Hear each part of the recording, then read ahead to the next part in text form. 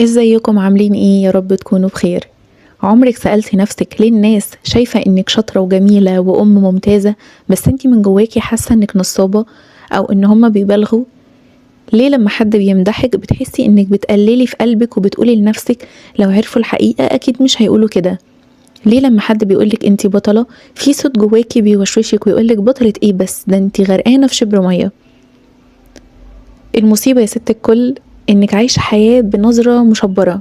الناس شايفة حقيقتك اللي بتلمع وانتي شايفة خيال مشوه ومكسور عن نفسك. النهاردة انا مش جاية طبطب عليكي بكلام ناعم وخلاص، انا جاية اكسر النظرة السوداء اللي لابساها وبقيتي بتشوفي بيها عيوبك انتي بس. لما كملتيش الفيديو ده للاخر فانتي حرفيا بتختاري تعيشي عدوة لنفسك الاولى، هتضيعي فرص شغل وهتخسري سنين من عمرك وانتي فاكرة انك قليلة، وانتي في الحقيقة كنز مدفون تحت التراب وجلد الذات. اسمعي الفيديو ده بقلبك، لان اللي هقوله في نص الفيديو في الخاتمة تحديدا هو اللي هيخليكي تقومي تبصي في المراية وتعتذري لنفسك عن كل يوم قللتي فيه من شأنك، وهتصالحي نفسك لأول مرة من سنين. فلو مهتمة كملي الفيديو لغاية الآخر ويلا نبدأ. أول جزء هو احنا ليه عميانين عن الحقيقة بتاعتنا؟ احنا عندنا فلتر بايظ في دماغنا. عقلنا البشري بينبرمج على حاجة اسمها الانحياز السلبي، يعني لو سمعتي 100 كلمة مدح وكلمة واحدة بس ذم، ال100 كلمة دول بيطيروا في الهوا والكلمة الوحشة بتبات معاكي على المخدة وتصحى معاكي لتاني يوم. لو البيت كله نضيف وأولادك متفوقين وريحتك زي الفل، بس النهاردة الرز شاط منك أو نسيتي ميعاد تمرين مهم لولادك، بتجلدي نفسك وتحسي إنك فاشلة وإنك ضيعتي ولادك. بتنسي بقى 99% نجاح وبتركزي على ال1% تأثير.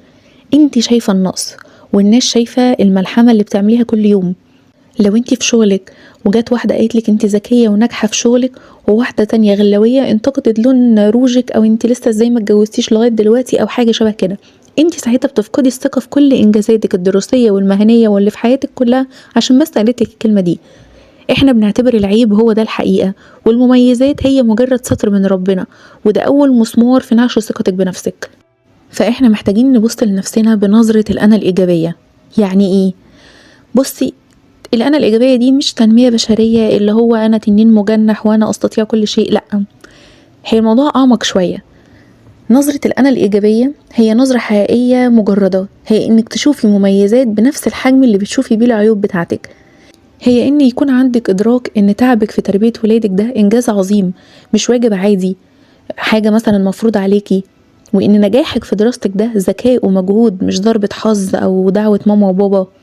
لما تلبسي النضارة دي هتشوفي النسخة اللي الناس شايفاها، النسخة اللي تستحق الحب والتقدير والمكانة العالية. عشان كده في كتير مننا بيخاف إن هو حتى يمدح نفسه أو يشوف مميزاته، علشان يخاف إن هو يتحول لشخص مغرور أو متكبر. فخلينا أشرح لك الفرق اللي هيريح قلبك. الأنا الإيجابية اللي بنتكلم عليها هي حاجة اكتفاء ذاتي من جواكي، انك تكوني عارفة قيمتك فمش مستنية لايك من حد ولا كلمة شكر عشان تحسي انك موجودة.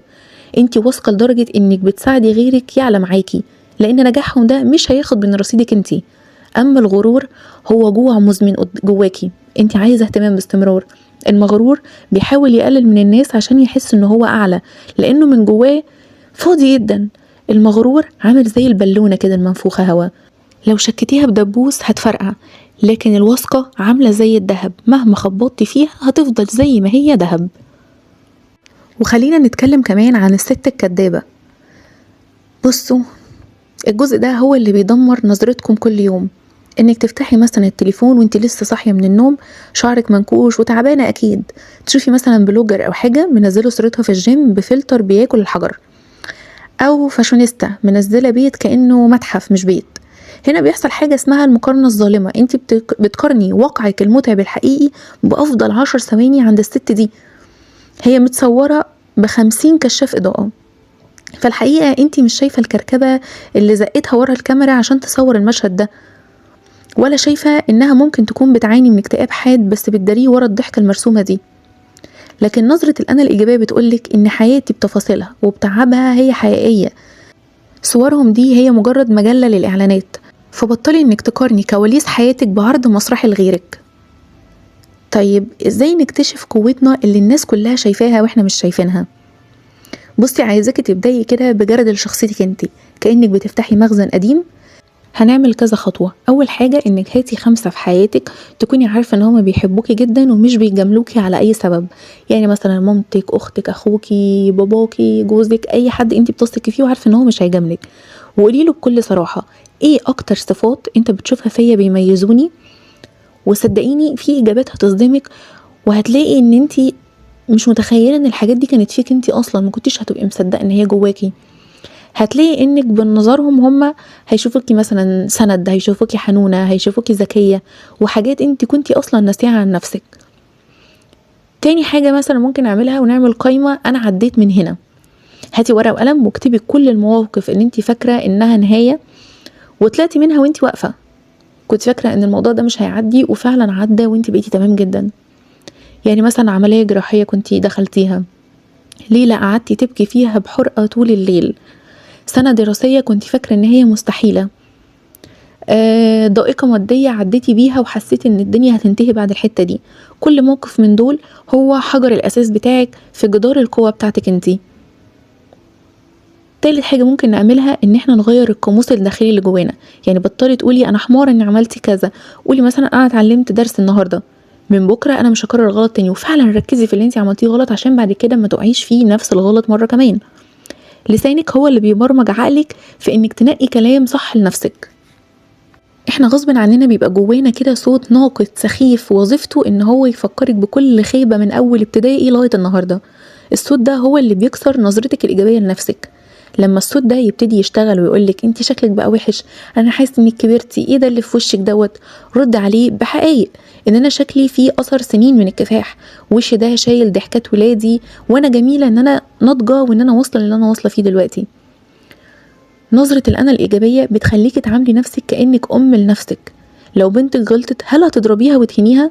أكيد لأ، هتاخديها في حضنك وتقولي لها حصل خير. طيب ليه انت بقى بتعملي في نفسك كده؟ ليه بتعملي في نفسك العكس؟ لأ، احضني نفسك وخليكي انت البنت اللي جواكي، احضني نفسك وطمني نفسك، وقولي لنفسك انك بكرة هيكون أحسن منك، وانك هتقفي جنب نفسك تاني، انك تعدي كل مرحلة وحشة أو انت من جواكي فاكرة ان هي دي الوحشة. وخليكي تعملي قدوة، يعني بصي خلي الجزء ده اللي احنا هنقوله خليه يا ستي امانه في رقبتك. لو انتي مش شايفه قوتك ابنك مستحيل يشوف قوته. الطفل مش بيسمع كلامك مهما اتكلمتي من هنا للسنه الجايه، الطفل بيقلدك. لما يشوفك بتتهزي من كلمه من جارتك او بتقولي انا ما بفهمش في التكنولوجيا بنبره يأس كده، هو كمان دماغه بتتبرمج ان الانسحاب والضعف دوت هو ده العادي.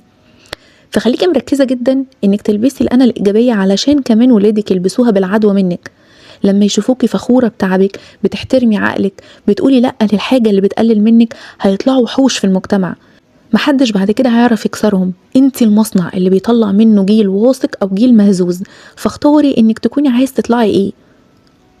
خليكي عارفة انك لما تبدأي تشوفي نفسك بنظرة صح، الكون كله نظرته ليكي بتتغير.